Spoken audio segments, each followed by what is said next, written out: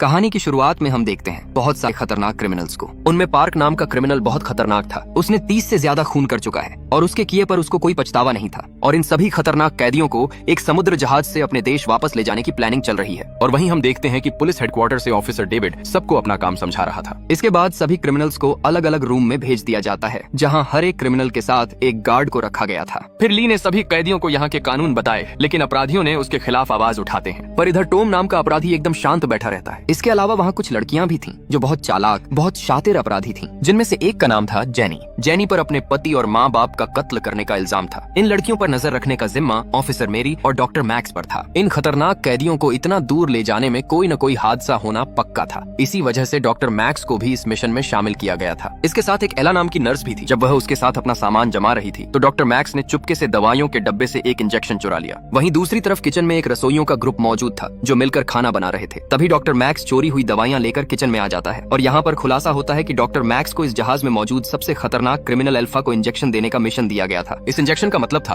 Alpha को पूरे सफर में बेहोश रखना। लेकिन जहाज में अल्फा को कहाँ रखा गया था, ये पुलिस हेडक्वार्टर में बैठे ऑफिसर डेविड के अलावा कोई नहीं जानता था। उधर डेविड कुछ इंपॉर्टेंट कागज देख रहा था तो उसे पता चला कि अल्फा पहले मिलिट्री में था। इसके बाद रात में पार्क ने अपनी जेब में छुपाया हुआ एक तार निकाला और उसकी मदद से उसने अपनी हथकड़ी खोल दी। फिर उसने वही तार दूसरे कैदी को दी ताकि वह भी आजाद हो सके। अब यहाँ यह भी खुलासा होता है कि किचन में जितने भी लोग थे वो कोई और नहीं बल्कि पार्क के ही चेले थे, जिन्होंने असली रसोइयों को जान से मारकर उनकी जगह ले ली थी। और वहीं पार्क के रूम में जब एक पुलिस वाला चेक करने आया तो पार्क और उसके साथी ने मिलकर उसकी जान ले ली और उसकी लाश को फ्रीजर में छुपा दिया। इसके बाद पार्क के लोगों ने कंट्रोल रूम में जाकर वहाँ मौजूद पुलिस वालों को भी जान से मार डाला और सारी नेटवर्क वाली तारें काट दी ताकि ऑफिसर ली पुलिस हेडक्वार्टर से बात ही न कर सके। और तभी ऑफिसर ली को जहाज में हो रही गड़बड़ी के बारे में पता चल जाता है तो उसने जल्दी से अपनी टीम को इकट्ठा किया, जिसमें मेरी भी शामिल थी। लेकिन जब वे कंट्रोल रूम में पहुंचे तो वहीं पार्क के गुंडों ने अचानक उन पर हमला कर दिया। लेकिन ऑफिसर ली और मेरी ने मिलकर पार्क के सभी गुंडों को बंदूकों से मार दिया। तभी मेरी को एक आदमी दिखा जो अपनी आखिरी सांसें गिन रहा था। मेरी ने उससे पूछा कि इमरजेंसी में पुलिस हेडक्वार्टर तक खबर कैसे पहुंचाई जा सकती है। तो उस आदमी ने बताया कि वे इंजन रूम में मौजूद सैटेलाइट फोन का इस्तेमाल कर सकते हैं। फिर हम दूसरी तरफ देखते हैं कि पार्क ने अपने सभी साथियों को आजाद कर दिया है। लेकिन टॉम ने उसे समझाया कि जहाज को हाईजैक करने से कुछ नहीं होगा, बल्कि उसकी गलती की वजह से सभी लोग मुसीबत में पड़ जाएंगे। लेकिन पार्क ने उसकी एक नहीं सुनी और सभी पुलिस वालों को मारकर जहाज पर कब्जा करने का सोचा। और दूसरी तरफ देखते हैं कि डॉक्टर मैक्स ने नर्स एला के साथ खुद को एक कमरे में बंद कर लिया था क्योंकि वह पार्क के हाथों मरना नहीं चाहता था। इधर पार्क जब इंजन रूम तक पहुंचा तो उसने जोनी नाम के एक क्रिमिनल को पुलिस की लाशों को फ्रीजर में डालते हुए देखा।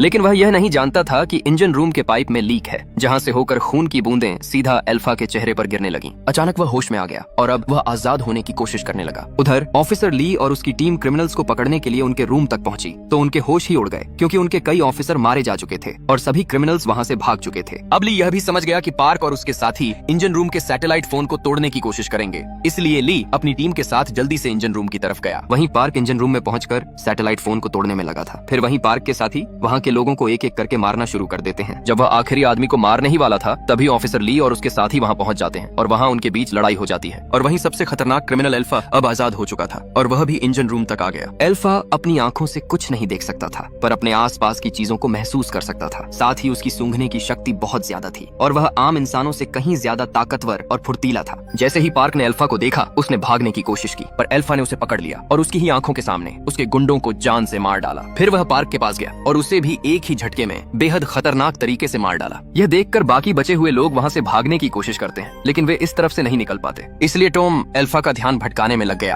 ताकि बाकी सब वहां से भाग सकें। आखिरकार वे वहां से एक छोटे से दरवाजे से निकल गए और अल्फा के आने से पहले गेट बंद कर दिया। वहीं पुलिस हेडक्वार्टर में ऑफिसर डेविड सैटेलाइट की तस्वीरों की मदद से पता लगाने की कोशिश कर रहा था कि आखिर वहां हो क्या रहा है। तभी उसे पता चला कि सभी कैदी फरार हो गए हैं तो उसके पैरों तले जमीन खिसक गई। तभी उसे डायरेक्टर नाम के आदमी का कॉल आता है। उसने उसे जहाज पर हुई घटना के बारे में सब कुछ बताया। तभी हम देखते हैं कि इस अनजान आदमी के सीने पर अजीब नंबर था और ऐसा ही नंबर अल्फा के सीने पर भी था। उधर जहाज पर 2 मेंबर्स अभी भी बचे हुए थे। वो लाइफ बोट की मदद से अपनी जान बचाने के लिए भागने की कोशिश करते हैं लेकिन तभी अल्फा वहां आ जाता है और दोनों को मार डालता है। वहीं नर्स एला खिड़की से यह सब देख रही थी। अल्फा को उसकी भी भनक लग गई और उसने उसे भी मार डाला। जब यह सब डॉक्टर मैक्स ने देखा तो वो डर कर रूम से बाहर भाग निकला जहाँ उसे ऑफिसर ली और उसके साथी मिले। जब ऑफिसर ली ने उसे धमकाया तो उसने वहीं कबूल लिया कि अल्फा को बेहोश करने का इंजेक्शन देने के पैसे मिले थे, लेकिन वो ये नहीं जानता था कि अल्फा जाग कैसे गया। फिर ली ने अपने साथियों को सुरक्षित जगह छुपने को कहा और खुद बचे हुए लोगों को ढूंढने निकल गया। इधर हम देखते हैं क्रिमिनल जोनी घूमते घूमते जेनी के कमरे में घुस जाता है। उसने वहां मौजूद गार्ड को मारकर जेनी और बाकी क्रिमिनल्स को आजाद कर दिया। लेकिन कुछ ही देर में अल्फा वहां भी आ जाता है और उन पर बेहद खतरनाक तरीके से हमला कर देता है। पर जैसे तैसे वो सभी लोग अपनी जान बचाकर लिफ्ट लिफ्ट में घुस जाते हैं, लेकिन अल्फा भी उनके पीछे जाता है और जल्दी से लिफ्ट पर चढ़ जाता है। जब यह सब ऑफिसर ली ने देखा तो वो कैदियों को अल्फा से बचाने के लिए आता है, लेकिन बदकिस्मती से लिफ्ट अचानक नीचे गिर जाती है। लिफ्ट से दबकर जोनी की मौत हो गई। यह देखकर ऑफिसर ली को लगा कि लिफ्ट से दबकर अल्फा भी मर गया होगा, लेकिन वो किसी तरह बच निकला। तभी ऑफिसर ली ने जेनी को फ्रीजर में छुपा दिया और खुद अल्फा का सामना करने लगा। उसने जैसे तैसे अल्फा का हाथ तोड़ डाला, पर फिर भी वो अल्फा के सामने टिक नहीं पाया और अपनी जान से हाथ धो बैठा। इसके बाद जब अल्फा फ्रीजर में घुसा तो जेनी घबराकर नीचे लेट गई और मरने का नाटक करने लगी। खुशकिस्मती से फ्रीजर की ठंड की वजह से अल्फा को उसके जिंदा होने का पता नहीं चला और वो चुपचाप वहाँ से चला गया। दूसरी तरफ टॉम और उसके साथी उस कमरे में पहुंचे जहाँ अल्फा को कैद करके रखा था। वहाँ अल्फा के कुछ कागज मिले और उन्हें पता चला कि अल्फा की उम्र बहुत ज्यादा है। सही मायने में अभी तक तो अल्फा को मर जाना चाहिए था। असल में वो साल 1943 के दूसरे विश्व युद्ध का फौजी है। युद्ध में जापानी फौजियों ने उसे पकड़कर बंदी बना लिया था। इसके बाद उन्होंने उस पर तरह तरह के एक्सपेरिमेंट किए थे। असल में वो लड़ाई के लिए सुपर ह्यूमन की फौज तैयार करना चाहते थे। फिर डॉक्टर मैक्स ने थोड़ी और छानबीन की तो पता चला कि अल्फा के अंदर कई सुपर ह्यूमन पावर है। वो आम इंसानों से कई गुना ताकतवर और फुर्तीला है और वो कभी बूढ़ा नहीं होगा। इसके बाद हमें 1943 की कहानी दिखाई जाती है, जहाँ जापानी साइंटिस्ट सुपर ह्यूमन एक्सपेरिमेंट सफल होने की खुशी मना रहे थे, लेकिन अचानक अल्फा जाग जाता है और वहाँ मौजूद सभी लोगों को बेहद खतरनाक तरीके से मार डालता है। इधर ऑफिसर डेविड एक स्पेशल टीम के साथ जहाज की ओर रवाना हो गया। इन स्पेशल टीम के लोगों को खास तरह का इंजेक्शन दिया गया था